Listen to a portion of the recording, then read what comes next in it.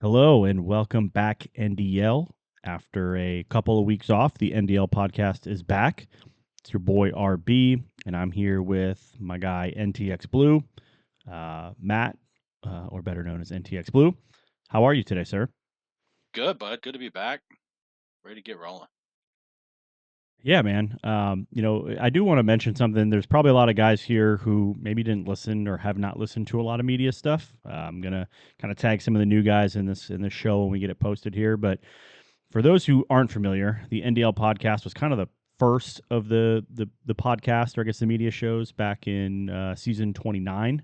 And so, excited to continue this. I don't think I'll be able to do it every single week. I think Matt and I talked about that, and it's going to be a little bit ad hoc. Trying to jump on every other block, so blocks 1, 3, 5, and 7. Hopefully, we can give you some more shows than that. But yeah, just excited to be back. But my first question for you, NTX, is after 2 months off, how does it feel to be back and see the NDL scoreboard rolling again? Oh, it's so fun, man. It was so fun to just watch the lives pop and the score start going and the people watching and chatting and calling things out and second guessing. There's so much. I love the armchair quarterbacking. That's my Yep. favorite part. Which I join in on too, right? And Yeah. prone to my own mistakes, but it's just so fun to. I mean, we're all huddled around a Georgia Southern New Mexico game Yeah. on a weeknight. You know what I mean? Like it's Yeah. just awesome. I didn't get to watch that game because I was in the middle of my own, but I did go back and watch some of it. And when I saw the score was 21-0, and then the final score, I was like, what happened? Hell of a comeback by Outlaw, man. That was masterful to not panic, getting down 21-0 early and come back in that one. But I'm with you, man. Like, I know it was about 2 months off from when most people ended their season 35 until we got the game and started getting rolling in season 36. So it's always nice to kind of hit the reset button. Summertime's the best time to do that. Kids are out of school, vacation time. Um, you know, one of the best times of years, I think, for most people. But I'm with you, man. Like, it's funny. It's felt like March Madness this weekend, right? It felt like there was like games on every hour of the day.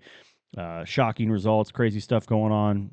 People in the live chat like, oh, why aren't they playing prevent? Or oh, why triangle was wide open, right? Like, it's funny to watch because none of it's personal, right? Like, no one's really attacking anybody in their skill, but it's just one of those things that's beautiful of the league and the live chat. You get the commentary and the peanut gallery while games are going on, and just know none of it's personal, right? And just sometimes you got to be able to laugh at yourself a little bit, but all in good fun. So It's not um, personal till it's personal. yeah, yeah. Well, I toe that line with some people, but I'll save that for another day. Well, speaking of shocking results, I'd mentioned that a minute or so ago. I would love to just dive in. We're about halfway through block one. A lot of games still to get played. A lot of coaches still trying to get their first games in. I know we started pretty quick here. We're at the end of summer, but I'll turn it over to you first. What is that first big shocking result that you've seen so far? I had two. One, the first one that really got me was, and I know Davis is a really good player. I just the score line really threw me was UConn and North Carolina State. Mhm. Um, they've played. I think they play every year. Usually, it's a Yep. really tight game. To see it go to a 30-point margin, I just did not expect that at all with the way Homie plays defense. But maybe NCSU is down more than we realize roster wise. Yeah, I remember tuning into that game. I want to say I don't know if it was during the day or a little bit toward the end of the day on Sunday, but when I tuned in, it was like a 17 or a 21 ish point game. And then I think Homie kind of pulled it back a little bit, but then I just think it was one of those where like in the late third, early fourth quarter, it just escalated very quickly. I think we saw that in the Oregon Boston College game as well, where it was like going into the fourth quarter, it was a 7 point game, and then Oregon puts up a quick 17 or 21 spot, and next thing you know, it's not a close game. And then that'll happen with interceptions and pick sixes and things like that. I know you said that second game, but I'll go into my first one because we just talked about him, or I just mentioned him, was Boston College. Um, you know, uh, I thought him losing to Chip was very shocking. The Oregon game you can kind of understand. You're like, okay, it's Oregon. The ratings are just different at that point. But Roke was in the semifinal 2 seasons ago. and actually only, I mean, he had a chance to win that game and go to the championship with Mississippi State, which is just crazy to think about. He lost some close ones last year in the SEC, but the level of user he is, I was just a little shocked because I think he's very much like regarded as a top five ish user and player in this league. But credit to Chip. I mean, it obviously shows that he's still same old Chip. He's going to knock off one of those big dogs, even though it's not quite the team isn't quite up there. But when better user, better team, Power Four versus G6, I just would have thought Roke would have won that game. But Chip took care of business. He kicked some field goals early to kind of push the momentum back down, and second half was a clinic by him. Yeah, credit to Chip because that roster is significantly It's worse. I don't know how it's you get much brutal. worse from what they were, but Yeah. goodness gracious, they did it. What was the other game that you had in mind or that you mentioned? It was yours, actually. Yeah. And this is not a knock on you or Penguin or anybody. I just for a game that high stakes for that early in the season, I just expected it to be a little bit more of a slugfest than it turned out to be. And to see LSU play not great at home. I mean, not surprising that you played well necessarily, but uh, just the result itself, the way it played out, the whole game, it was kind of like wow. From that touchdown on, it was all Notre Dame, and I didn't expect it. Don't talk too much more about me. My head is growing more than anyone wants it to grow in this league. No, I'm just joking. No one wants to hear me talk about myself. I was a little shocked. Penguin didn't play very good, and he'll tell you that. He said so in the live after the game. We'll talk more about him later in the show because I do want to kind of point out some of the games he has coming up, and he'll bounce back. We all know who he is and how good he is. So yeah, I was a little shocked too when playing him. Just some of the decisions, and you let things spiral sometimes. I did that against Miami last year. Like first, second Mhm. quarter, a pick six, two picks in the first half. It's like it's really easy to let those games just kind of slip away. He did battle back though in the second half and played really well. He made it a little uncomfortable in the third quarter, but yeah. So anyways, that's all I had for shocking results. Obviously, we'll see a lot more games pop through here in the coming days. A lot of unplayed games so far, but I want to move into something a little different here before we talk about more games in block one and kind of peek ahead to next block. But let's play a little buy or sell. Yeah, I have a list here of, what is it, one, two, three, four? I think it's six teams. And if you have any more at the end too, we can talk about them. Good opportunity to kind of shout out some guys who are off to a fast start. But yeah, just give you a buy or sell here. First team I'll give you is out of the Big 12. BYU just had a big win at Texas A&M. Are you buying or are you selling BYU? I'm buying. Chop is without question one of the best defensive users I've ever played in terms of how he uses his user. In the run game specifically. He does a fantastic job. Him and I think Tuddy are really really close. And obviously there's some guys that haven't played, but both of them control the run game really really well. BYU is a great fit for him as a team, and I think they end up in the Big 12 title game. I think that's where my money goes. Yeah, I could see that too. I'm buying him as well, and I'm not just buying him because he's on my schedule and I need him to have a great year to make my schedule look better. No, I'm just joking. He's a really good user, and he's one of those guys that like when he puts it all together, he's really hard to beat. Now you can catch him at times, just like some other guys, where it's like whoa, like three, four interceptions and, it spirals a little bit like we just talked about. But I think, overall, he is going to have one of those like 10-2, maybe even 11-1 type of seasons. Doesn't play Texas Tech in the conference, so that helps. He does, I think, at Kansas State and maybe another tough one in the Big 12, but that overall is going to be a conference to watch. But yeah, I'm buying him as well. Speaking of Big 12, we'll stay there. The next one, the aforementioned team that I just talked about, was Texas Tech. Are you buying or selling Texas Tech? I'm gonna buy the season because I think they are the best team in the conference with the best coach in the conference. Can I sell you something else though? Sure, I could I'm be gonna sold anything. I'm gonna sell the myth that it's a tough schedule, and I'll explain why. This is this is a masterful job of salesmanship by MC, right? You go out and you look at a schedule and you go, well, Ole Miss is really really good. Texas A&M is really really good. SMU Yep. is a great roster. That's a really hard schedule. And then you go, okay, this is the first time Finesse, who admittedly very good user, is ever top end school. This is the first time Lingus is at a top end school. This is the first time Texa is at a higher end school. These are different kinds of games. And people who haven't played at that level don't understand it is just different, especially when you're going against higher end users with higher end teams. The mistakes are punished in a much different way than they Hmm. are at a G5 level or with the the smaller end P4 teams. It's just different, and I'm gonna sell the fact that that's a difficult out of conference schedule. Yeah, I think the number. I won't say the number one reason he took this team. I think the number one reason he took this team. Sorry, struggling with my words today. Was the defense. I think the number two reason was the schedule, right? And so Mm, he had an opportunity to really schedule a tough game, and like you said, you could kind of move the goalpost a little bit. Be like, well, Old Miss is a tough game. Lingus had a good year last year.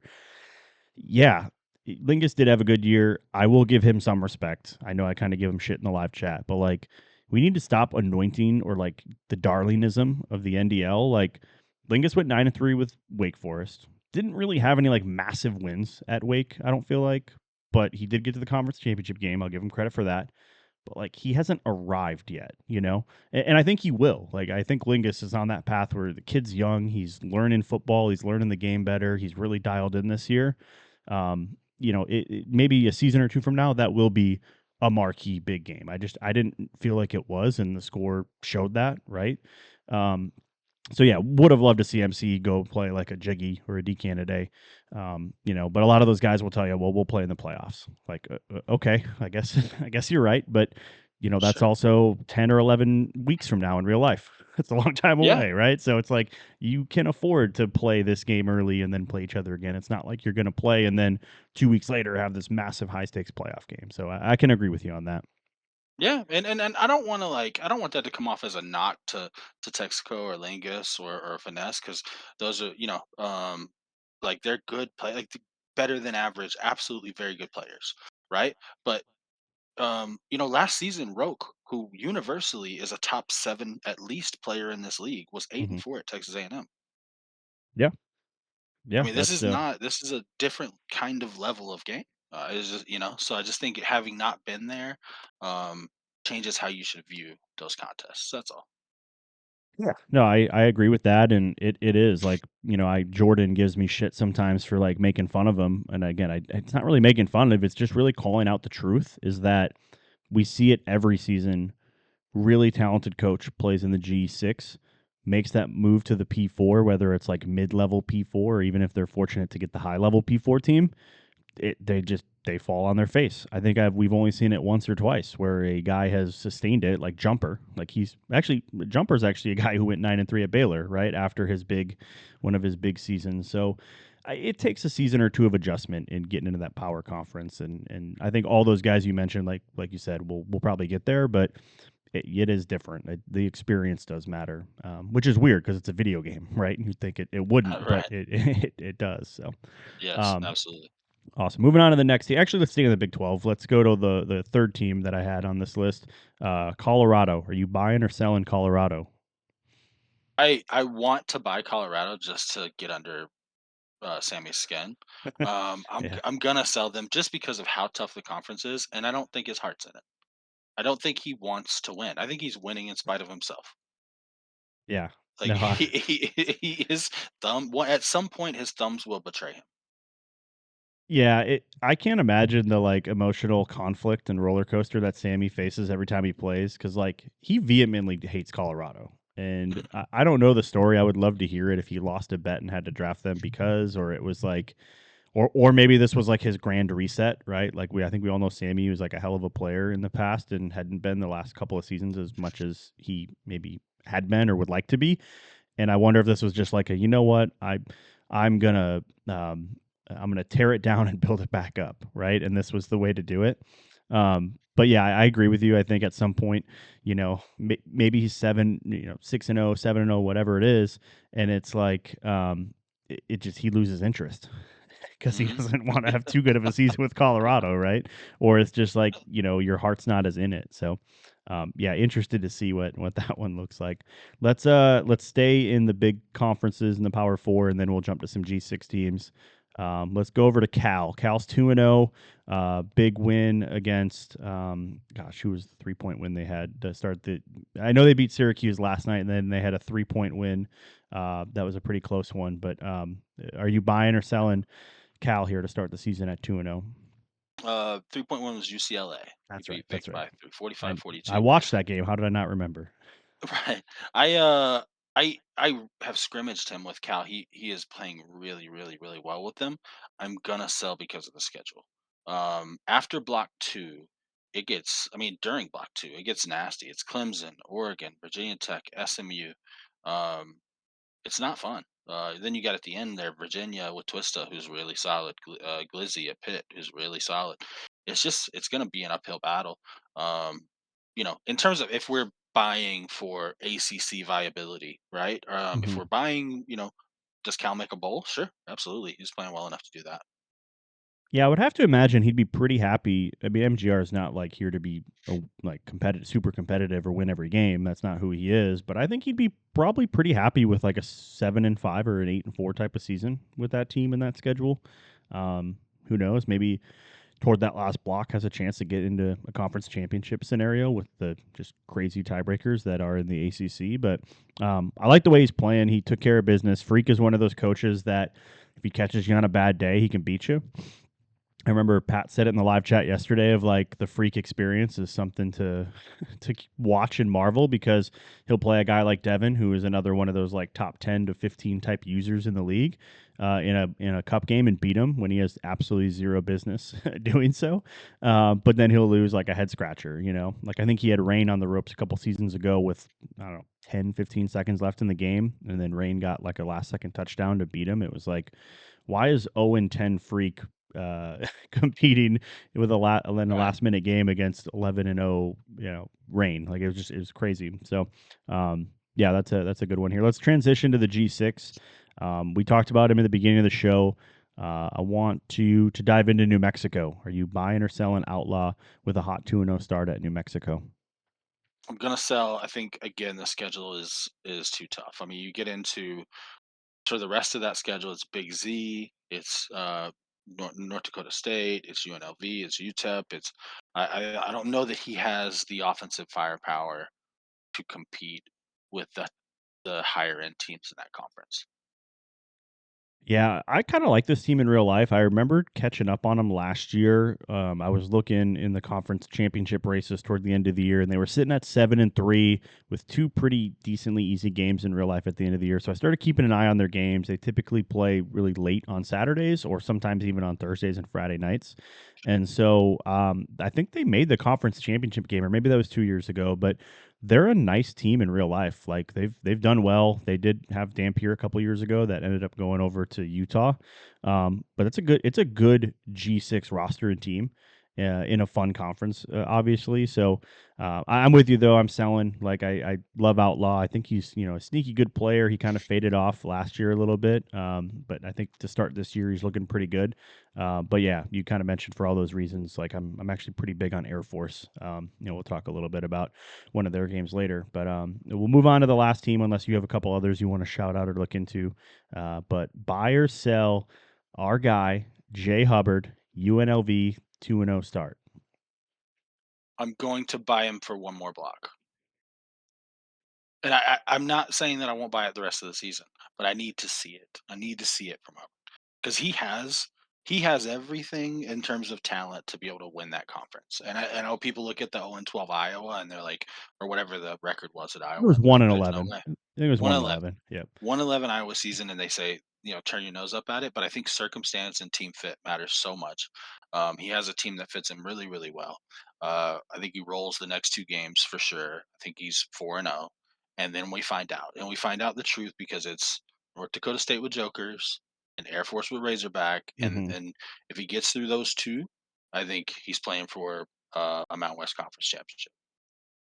Yeah, even if he splits, right? I think he's still in a pretty good spot. If you lose both, Sure. then it's like, man, the doubt creeps in, and now you're 2 games back in the conference standings to start conference play, right? Like that's not it's not any good. We've seen people bounce back from it before, but I really want to shout him out because him and I played. I think maybe not his first NDL scrim, but like one of his first few NDL scrims. He had joined in the off season going into last year's version, and like beat him pretty good. Like, fun game. We chatted on the mic. We got to know each other.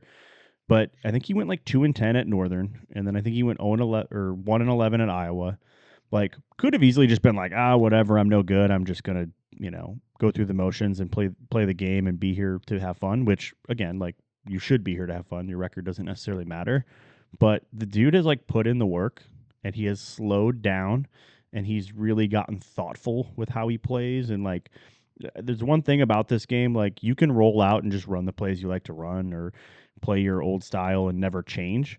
But the more you slow down and think about what you're doing while you play the game, I think the more immersive the game becomes, and the more of a chess match your NDL games will become.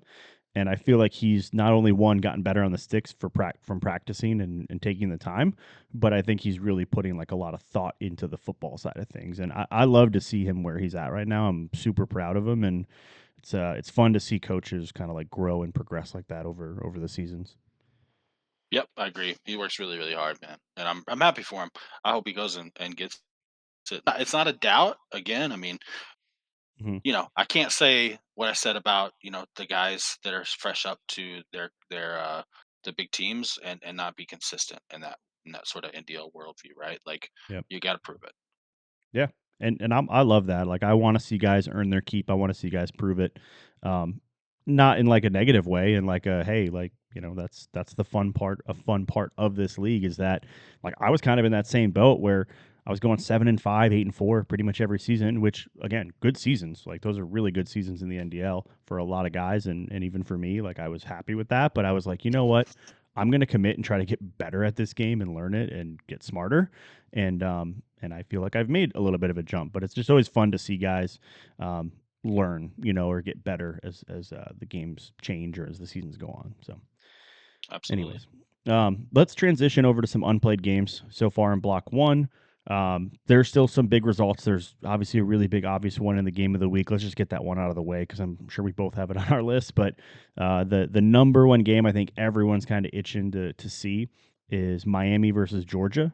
I think CJG, people are sleeping on him a little bit. Some aren't. Some are really high on him, but I just think this is a guy we got to start talking about soon based on the early results. I know they're Beefy Cup, and Block One was against Michigan with Beer Cop, but like, and again, notice I'm not discrediting Beer Cop, but like CJG is on that top level and that top tier in my opinion after last season. So I think a lot of people are sleeping on him, but that's the big one that I'm looking forward to. Is there any comments on that game, or should we move into maybe the deeper in the list? Yeah, I'm really interested in that game. It's a really interesting clash of styles, right? If you watch these two guys play, they do not play a similar game at all. Mm, So it's the game's really built for kind of CJG, I think, in terms of the 27 itself, how it plays. yep. So I think we're all interested in that. I do have two block ones that I'm really interested in, other than that one. Real quick, Miami and Georgia. Who you taking in that game? Uh, Miami. Really? Um, Dude, Jumper is the best passer I've ever seen. He is the only player that I have played ever, and this happens every time. We played 5 times, right? Every single time, we get into the 2nd quarter, and I'm like, "I don't have any plays left. I don't know what I'm supposed to do." you, there's like Like, 750 plays, right, in the it doesn't play matter. Like, in the playbook. there's no coverage combination that I feel confident in. Yeah. Like we get deep in like it's just insane to me. I don't know if it's just like he can read the pre-snap really well. I don't know what it is. And I'm not very good. So let me not pretend like that's a challenge for him, but I just he I've never played CJG, so maybe that's part of it too, but every time I've ever played jumper I've walked away going, I don't know what to do here. I'm lost. Yeah. Uh I mean, there was times last year I played him in the cup towards the end. It was like Elite Eight. I got him. It was a good game, but I was fortunate to win that and move on. But I did play him in like a off season tournament when he was Oklahoma State and I was Wisconsin, and he like smoked me. It was like 28-0 after, or 28-7 after the first quarter, or something like that. I was like, Mhm. dude, like, how are you just marching the ball down the field at will? Well, yeah, obviously he knows Oklahoma State really well. That's his school, but like, yeah, there's times where it's like, how do you stop this guy? But then there's also times where you can catch him on like a 5 or 6 interception game, and I think Pat got him one Right. year on that. I think I got him for 4 last year when I played him in the cup. Cup games don't matter. We all know that, but the cup games do matter. It's new, right? Um, but yeah, no, like I agree with you, man. His passing shell or his passing route tree, whatever he's doing is solid. I just there's a lack of consistency, and I don't mean like he's a roller coaster. I just mean like I know you can catch him on a bad day, and I just think CJG is a different level of consistent and a different type of player. And like styles make fights, right? Or these matchups make good fights. So be curious to see, if does CJG slow the game down, or does he try to keep up? Who's the one who's going to match the other's pace, or is it going to be a race back and forth, right? So that'll be a fun Yep. one. I'm going with Georgia in that one. I think close, but I'm going to go with Georgia. I do think Well, it's and the only. Go ahead. it's when you talk about inconsistency and consistency, that offense of running the ball and a ground and pound offense is so much more replicatable through game Hmm. to game, right? Yeah. There's a lot less variance in that, and you're not going to fumble nearly as many times as you're going to throw interceptions. Right. Awesome. I'll let you start. What's the next game that you are looking forward to that has not been played yet? You want both, or you just want one at a time? Let's go one at a time. Selfishly, in my own conference, the American, Navy at FAU, Steam Mm. at Rain. That one looks really juicy. Yeah, that's a good catch. I didn't even actually see that one. I have seen it before, but when we were going through the list pre-show, I did not even see that one. Yeah, I guess like what's your take on that, or what are your thoughts on that game? Not necessarily predicting, but like what do you want to see out of that one? Man, it's really interesting. I don't know how's Rain. I don't know if I've ever watched Rain try to defend, the option offense with a team that wasn't Notre Dame. I don't know Yeah. if I've seen Steam ever try to run it. So it's a really interesting clash of guys doing things they haven't really had to do. Both really really talented. Um, the FAU offensive line's really rough, but it's not like the Navy defensive line is built out of studs either. Yeah. I'm probably gonna lean Rain just because his body of work as a coach is probably better. Um, but it's a coin toss. Yeah, I'm with you. I'd probably go Rain in that one. Interesting wrinkle too. Like Rain has at least seen Navy a bunch. Like, sure, Mhm. he's got a lower level team to play and defend against them, but like there that could be the difference, right? He's familiar with like what the looks are and what Navy's gonna do. So I didn't even really think of that until you had brought it up. Steam is usually really good in season 1 and 2. And then I know he coaches baseball in the spring and kind of like, fades off a little bit because he's spending time on other things. So I do think he's going to be pretty dialed in. I have seen him in the scrim channel. I've seen him, in the vet chat a little bit. So that's a good one. I'll pick the next one. I'll stay in the G6. I'm going to go with Air Force in North Dakota State. Y- Crazy that that's a block one game because I believe it's a conference game, but I am noticing there's a lot more conference matchups here early in the season. I don't know if it's just because of how the schedule's pulled over with Homie pulling them from ESPN. Sorry, For but sure. that's gonna be a fun one because I think this is the year that I think Razor's gonna really like make some noise. And he made some noise last year, but I'm thinking like conference championship game contender here this season for Air Force. Second season with them, knows the team, knows the system. NDSU is good, but they had that close result against Delaware and Jeff Daddy. I know those are two buddies playing each other, and I didn't see the flow of the game, but a 7 point game against Delaware, I kind of wonder if Air Force is maybe a little more ready. Now, Razor is on vacation right now. He's going to be gone for 6 days, so that game's probably not getting played until after this weekend or early next week, and maybe he'll be rusty because he's been on vacation. But I'm just gonna mark that one as one to keep an eye on because that'll kind of shape the conference race out there.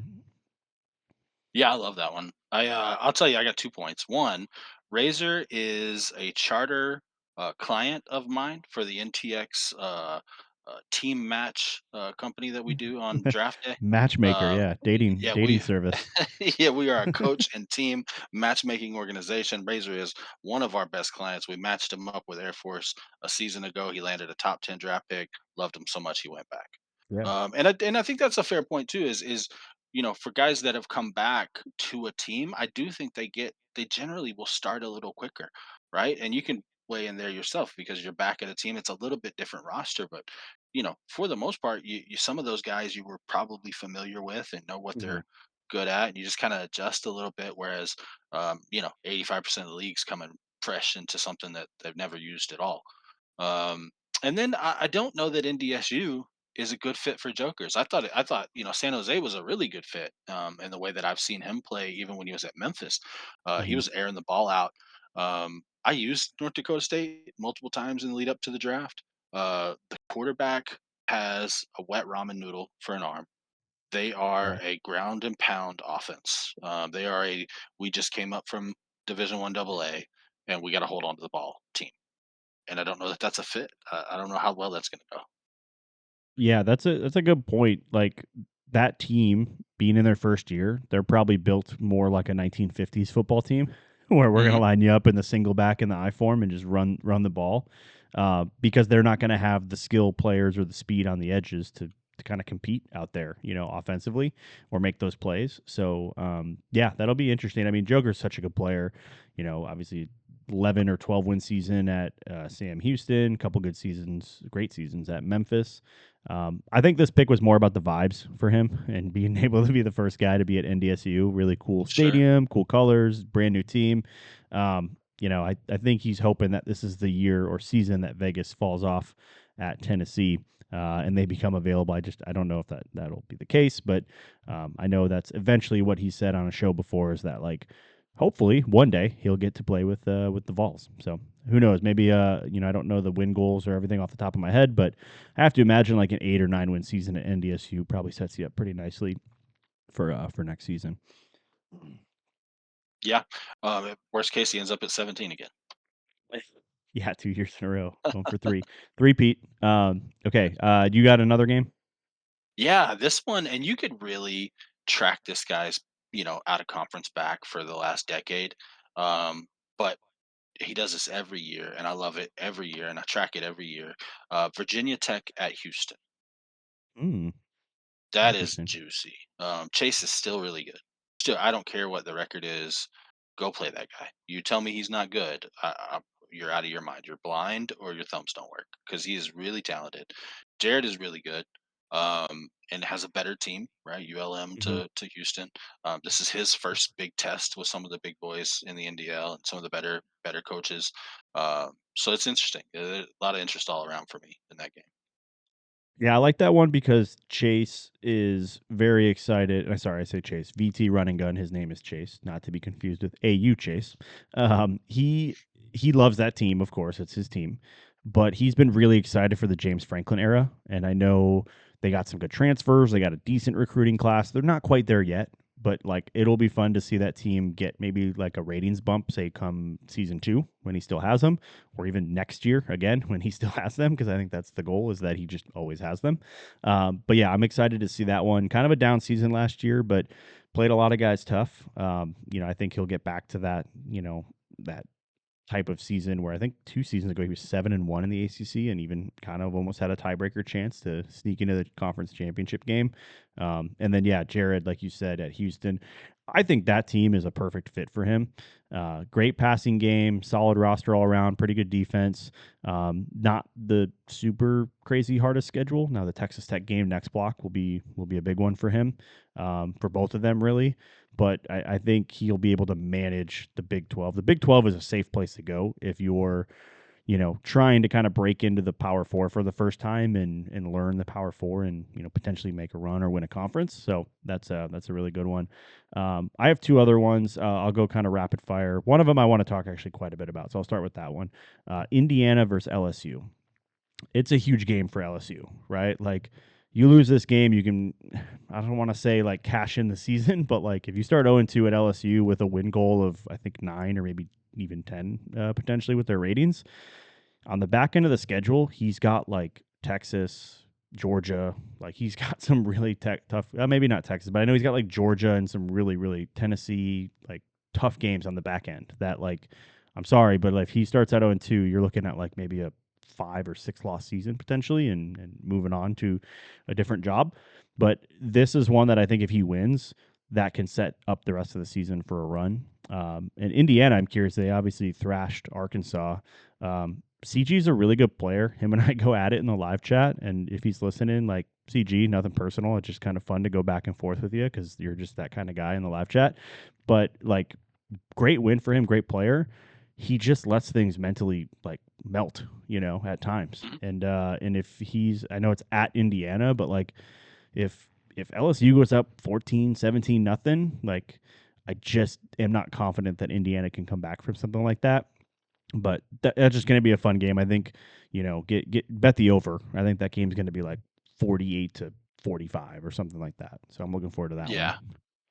Yeah, no, that's really interesting because I had actually pegged I missed the Indiana part and I had pegged them LSU at Texas A&M for the next block. And so you think about, the implications of you go and lose to Indiana and then you're rolling into Texas A&M 0-2. Um, man, it starts Yeah. to look slippery. Like this is a really important game for LSU. Um, and not that it's not important for Indiana, just to me that Big Ten schedule is softer. There's a lot more ground you can make up in the Big Ten than there is that you can make up in the SEC. Yeah.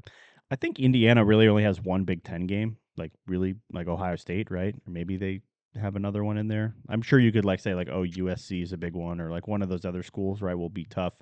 But when I think of like the true top tier games, like there's only one other, and I think it's Ohio State. But um, I do want to keep talking about LSU because that was what I have in the next one. But the other game I'm really keeping an eye on real quick is OU and Washington. I think a lot of people are sleeping on Washington. He put up like 50 points against Ole Miss, and I know Lingus isn't really any good at defense, but it was a cup game, and he put up a crap ton of points on him, and like the dude can score, and I don't think Chrome can play defense. I know he's got a Yeah. good defense with OU. That's like probably the best defense. Them and Notre Dame on this game are probably the two best defenses. I guess Georgia too you could throw in there, but I would not be shocked. The line has actually moved. It started at like 3.5, and it's down to 2.5 based on these cool adjustments that Homie like. It's the computer basically adjusts after games are played and results come in, bets come in, right? Like it's really truly a book that's adjusting on the fly, and that one's come down a little bit closer to Washington. So interested to see that one. Yeah, that could end up being a shootout Yeah, despite their team ratings for yeah, sure. 61-58, right? Something crazy like that. Um, Back to LSU. So peeking ahead to block two, let's kind of go forward and look at what are some games that are coming up that may have some implications or might be big ones. I'll start with this one and I'll just get them out of the way because we've talked about LSU quite a bit. Ole Miss LSU. Obviously, if LSU beats Indiana and they're 1-1 and Ole Miss is 1-1, like that's a massive game. Even if Ole Miss is or LSU's 0-2, like that's still a massive game. And then LSU Texas A&M, right? Like how many big games Mhm. does LSU have to start the season? Holy crap, right? 4 in a row, ranked games. A&M obviously with the 0-2 start, tough for them. But like you're talking about like one of those teams that might be 1-3 by the end of block two, and the season's pretty much over unless you can make a crazy run in the conference and win every game out.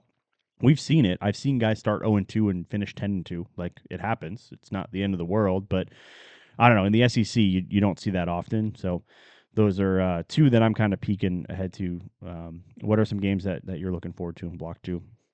Yeah, I had that LSU Texas A&M. One we kind of touched on a little bit earlier is Cal at Clemson. Mm, I think it's a big game for both. I think uh, you know Pirate needs to not have and to be fair to him, he lost 2 games by 2 total points last season. yeah. Right. Right? I mean, one of the most insane sort of down in air quotes season that a person could ever Well, have. they were Um, like the real life Notre Dame last year, right? Like they right, they lost 2 games by combined 3 points, like crazy. right. Yeah, and people kind of overlook it, and they kind of look at it and go, "Oh, 10-2 with the best team in the conference, or one of the best teams in a sort of weak conference." But no, like that was a frog hair away from being a 12-0 season, right? So and then so that's a really big test for MGR and this Cal team, and whether or not they are for real in the ACC. So and where Pirates heads at, because he's been, a little MIA. I'm gonna say it. Where you been? He's No, been live chatting. I know.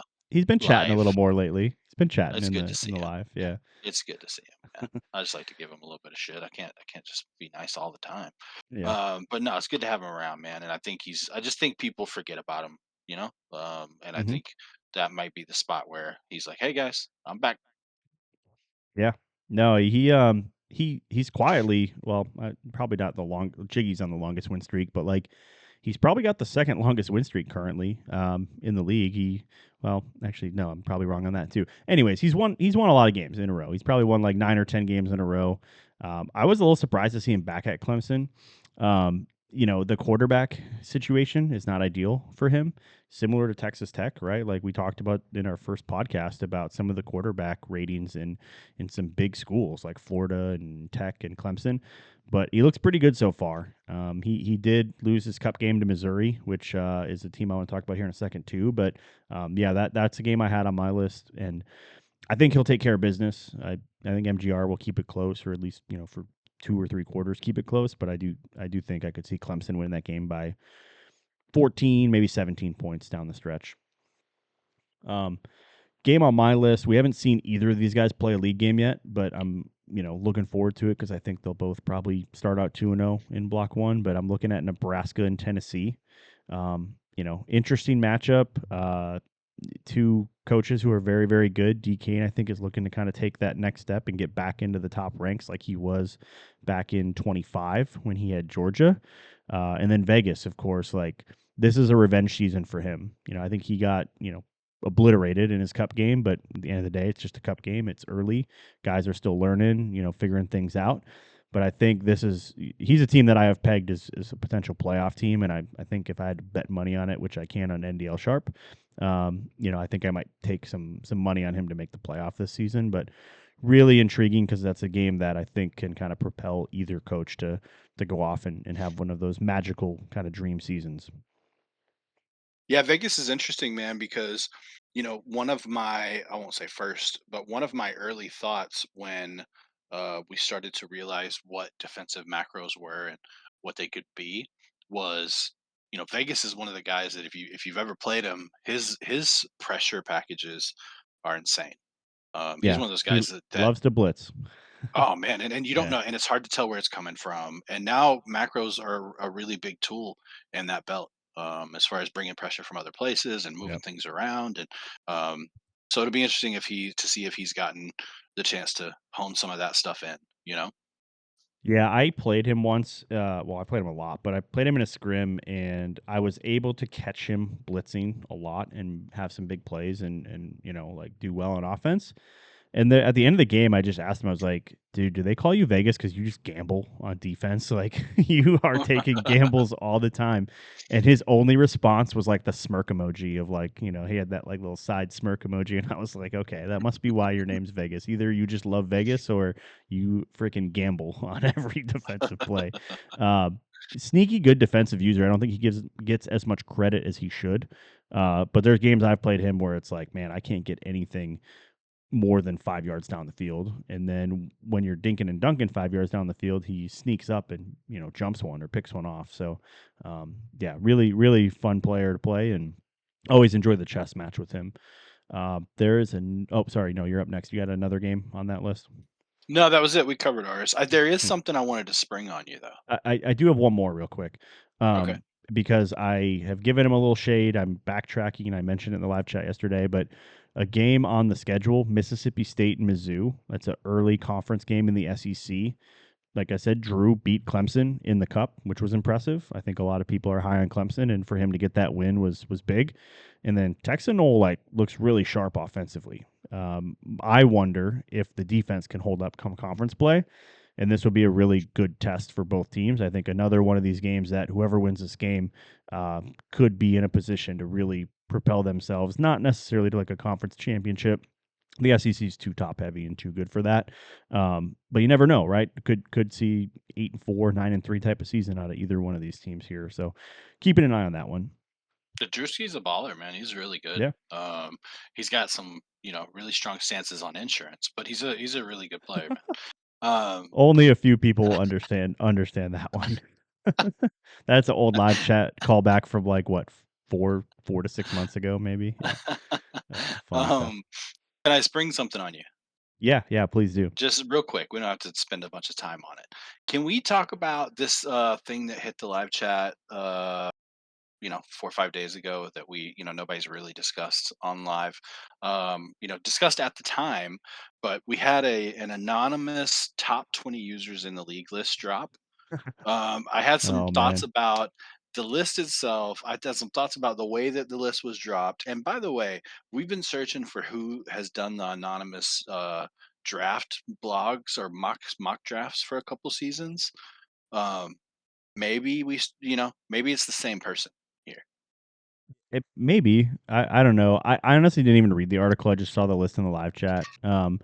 Stuff like that doesn't necessarily interest me, because like it's so I don't know like the AI thing, right? Like we listened to the podcast, which I actually enjoyed. I was talking to homie about it. Like it's an interesting perspective. It's a little different, right? With just like robots talking about our games, but Oh yeah. it's good filler. Like it was 19 minutes, something like that. And I was just driving in, for work, and I was like, oh, cool. Yeah, I got about 30 minutes left. I'll flip this thing on to get me through the final stretch. But I don't know. I mean, like, I guess what were the parameters? Was it just like taking everyone's elo and taking everyone's like coaching history and like ranking us, or like I don't even understand how it worked. I don't know. I don't have the article saved. I only saved like that snippet because I just grabbed that snippet off the article. I can pull it up, I guess, but I don't know what the parameters were. My understanding was it was just sort of I don't know that it was I don't know if it was one person. I don't know if it was multiple people who just said, "Here's who the top 20 users in the league are." It says there's a panel of 7, but someone told me it was like AI written. Like I don't what I mean, if someone wants to come out and say how it was written, then maybe we would know who did it. But Huh. I'm just like, uh, for me in the user conversation is that Jiggy, D Candidate, everybody else, right? Like like Hmm. they are like two of the best users and players. I do think D Candidate. This is maybe just a random hot take here at the end of the show, but I do think Candidate is going to struggle a little bit this season, and I don't mean he's going to lose games, but like I think you're going to see closer calls. I have Ohio State in the other league, in your league that you run, and like their linebackers suck. Like their best rated Really? linebacker, I think, is like 81 or 82 overall. And like Brady ran for probably 200 yards on me yesterday. Like, and Brady's a great runner, but man, like that team is not the best defensively. Like if or if that defensive line doesn't break through or blow up the run play, like those linebackers don't have any abilities, any instincts, like anything. Like it's rough. You got to be a good user linebacker player. And like I can't remember if Canada is or not, but I just know when it comes to like catching and running and juking and making people miss, he is really good on offense. So yeah, that's just sorry, random hot take, but going back to the user thing, yeah, it's like really those two guys and the rest of us are playing for third, I guess, is Oh, what of is what course. is what I've heard Yeah. people say. Now, wouldn't be shocked to see a guy like Tutty or CJG or Jumper even be in like, the conversation this season. But yeah, it's I don't know. It's kind of just I don't want to say fruitless, but it's kind of like, you know, empty debating. It is, which is the best part of live chat if you're up for it. That's kind of what I this league exists for, right? I'll tell you, I think the best take on it came from Rain. And I'll paraphrase because I don't remember his exact words, but it was essentially like it's the top two guys, and then it's a big chunk of 20, and styles make fights where, you know, Yeah. number 7 might lose, to number 4, but lose to number 13, right? Just based Yeah. on how they play, you know. Yeah, that's a good way to And put it. it's, it really is, and I think you can probably take the 138 in the league and put them in 20 user chunks, and say the same thing. Where there's once you get to the bottom 20, you get to that 17, 18, 19, 20, whoever you think it is. There's guys at 20 through 30 who could probably beat some of those guys, Right. right? Yeah, And and and so overlap, you know. Yeah, and you see guys move. I think move up too. Like D Kane's a guy who I think was up there and then kind of came down a little bit. Now he's ascending back up. Like I mentioned earlier, like you'll just naturally see that. I think depending on obviously timing and like what's their capacity to play and are they locked in or not. Because that's the biggest thing. Like when you have time to play and you can lock in, you can be better, right? Or you can work on things. But that's actually, yeah, that's very perfectly put. You can also catch those top two guys on a bad day. Very rarely, right? Like we've seen Jiggy lose some games where it's like, oh shit, like I think Roke beat him in the playoffs 2 years ago, right? That again had no business on the road at Florida, beating him, but he did. He forced some turnovers. He got Jiggy out of his game, and he caught him on a bad day. Um, I was able, again, cup games don't matter. I keep saying it, but I beat D Canada pretty good in the cup last year. I caught him on a bad day where he got some interceptions and some bad luck. And it's like, you never know. You can always sometimes catch those guys, but um, I don't know. I just have a feeling this game plays a little different and that you may see some of those guys, like you said, in that chunk of 20 after the first two, be able to pull off a game in the playoffs and beat them. And I would not be shocked if maybe saw a little bit different Final Four or maybe even championship game than we're used to. So Yeah, that'd be fun, wouldn't it? yeah, It'd be cool to uh, see some new guys in there, man. So, yeah, and like I love that. I think okay, another topic while we're on it. Now we're just rapid fire random shit at the end of the show here, but like I think a lot of guys think I don't want to see new coaches be successful because I'm like, oh, they haven't earned it yet, or oh, why are we anointing that person after like one good year? Um, it- I want to see new blood in the playoffs. I was vocal about that last year because I want to say our first like 5 seasons back it was the same guys every year. And it was like, okay, we got to see some new guys. Maybe the G5 was different, right? A couple of those guys were in and out based on the G5 representative, but it was like the same 10 out of 12 guys the first 5 seasons and Mhm. or maybe four. I'll go the first version back. And last year we saw a lot more variation, right? We saw Penguin breakthrough, we saw Pat, myself got in there, CJG got in there last year, Big Red. Like it is cool to see more guys get that opportunity and be rewarded for great seasons. And so I'm looking forward to it. I think this year is going to be some of the same guys from last year. I don't know if we might have some kind of random guy, I guess, pop up, like maybe not random, but like maybe like a Jared Allen, like we talked about from Houston. Could be one of those guys that breaks through. I want to see that. That's good for the league. It's fun to talk about. It's fun to see a new guy in a big spot and kind of, see them, get to that next level. So, Yeah, and I think people misinterpret, some of it, especially like I do give some new guys some shit sometimes too. And some of it is joking, and some of it is also sort of like a protection for them and protection because we've seen it. We've yeah. seen what happens when you come in at Missouri State and then you get to Georgia and the season doesn't go well and then you get And then you pregnant and get then you leave. pregnant. Yeah. Yeah, like that's Yeah. we have this happens and it's not just him. It wasn't just Jose. It's No, happened we've, countless yeah. times. Yeah. So We, if you can at least tell the guys, the new guys that are having a great season, like, hey, great season, but like keep your head, you know what I mean? That they don't yeah. get too crazy about it. Like then Yeah. then maybe there's a chance they don't run off when that bad season happens, you know? Yeah, and we talked about that a few weeks ago of like really dig in, set yourself up to realize like, hey, I just want to have fun, I want to compete and like yeah, my goals are to win, but at the end of the day, if you don't come in with the like OD mentality of like I'm going to come in here and go 12-0, right? Like no, probably not. And sorry, another cough. No, probably not. This league is different, right? But like, I don't want to see anyone quit. I want to Mhm. continue to find the guys like Jordan and Andy and these new guys who've come in over the past year and a half, 2 years. Hubbard, like, I want more of those guys in this league. Like, we're Yep. finally getting to a point where the turnover isn't as crazy and bad as it was the first year and a half back. Like, I want a core group like we had in 2009, 2010, 2011. Like there was always some turnover, don't get me wrong, but like man, it was hard to get in the NDL back then, and I want that. I want it to be hard to be here. And I want it to be a privilege to be here, right? And not recycling through 20, 25 new coaches every single season. But like that's to your point, like that's kind of why we talk some shit and maybe give you a hard time sometimes is to try to keep you a little grounded, a little level headed. we'll do our best to not make it personal or any constant attacks, but just it's all banter and shit talk at the end of the day. I always try to be reasonable and have fun, and not take it too far, and we'll just continue to make sure that doesn't happen, right? Right. That's you. I just get mad because they're better than me. That's Yeah, no. yeah. I'm just a sore loser. I'm just a big sore loser, and I'm gonna hate you if you beat me. So Right. no, Yeah. no, Forever. yeah, cool. Well, awesome, man. Any we're at 55 minutes, approaching an hour. Any wrapping or any final thoughts? Anything to wrap up here?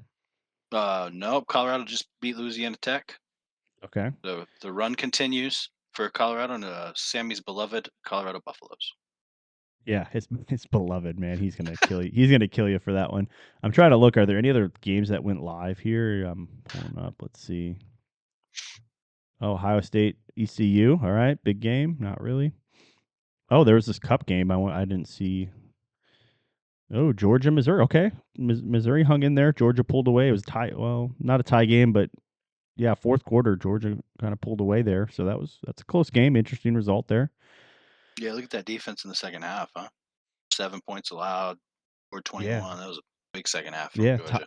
Tie game at half. Wow. Yeah, that was another nice win, and then a couple shutouts on the board there. Miami, Ohio getting a shutout, um, and then Colorado, Sammy pitching a shutout. So okay, nice.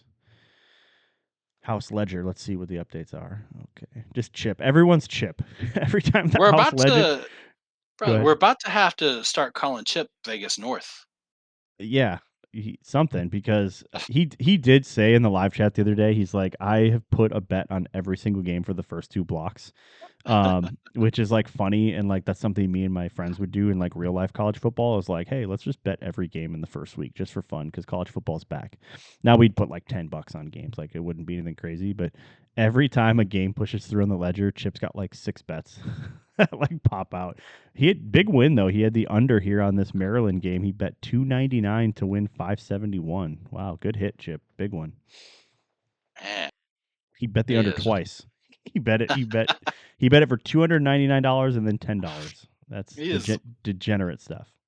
Goodness gracious, man. He is selling his gold and silver, everything he's got at the pawn shop. Do we have a does Homie run? Is there a pawn shop connected to No, the so NDL? I made the comment, NDL Sharp. So for those who haven't gotten involved yet, man, it's fun. Give it a shot. It's just gives you a little extra juice to have some fun with these games. But um, I made the comment. I said we got to find a sponsor for this, and like get Amazon gift cards attached, like where it's like, hey, every 10,000 NDL bucks, like not your 10,000 you start with, but every like 10,000 after, it's like a $25 Amazon gift card. You can trade it in or something. We need a company to sponsor this or someone. Someone made the joke and said Progressive Insurance, Tim's company, should should come in and sponsor it and put some money so that we can all win real stuff in there. So no, that would be funny. I mean, can we say also massive shout out to Andy for that whole thing? I mean, because I was there at the when he was making it, and he was like, "Man, because he had initially like put together a group of us to sort of make early lines, Yep. and for what that's turned into, him and Homie working on it, together, and Homie instituting it, putting it in the site. Goodness, man, it's turned into an absolute monster. What a hit!